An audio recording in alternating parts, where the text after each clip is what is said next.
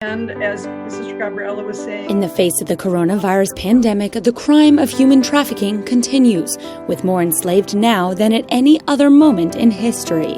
Rome Report's Premium spoke with two sisters on the front line of the crisis. In the Zoom conference, Sister Gabriella Botani and Sister Anne Victory shared their international and U.S.-based experiences respectively. They said the lockdown posed various challenges, including an increase in online sexual exploitation. And it's an addiction.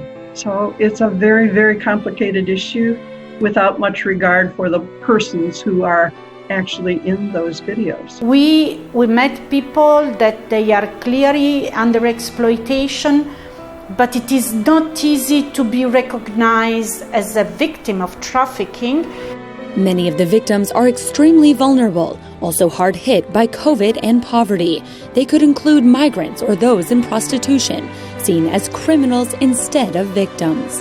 One of the keys to overcome the problem as a whole is awareness.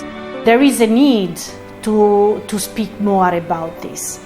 And there is a need because not only through the media, but also to empower in the education also people, because the less we speak, the more also the trafficker or this organization become also powerful.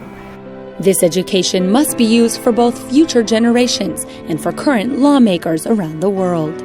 When we know we have the laws and they are not being enforced, we have the power to communicate with our representatives, and we can vote them out of office.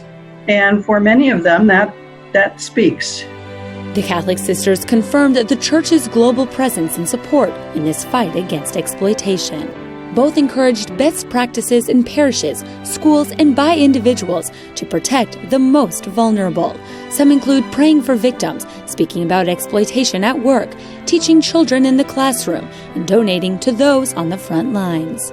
These sisters also undergo training to recognize and help each victim they encounter and get them back on their feet so they can enter society without fear of losing their freedom once again.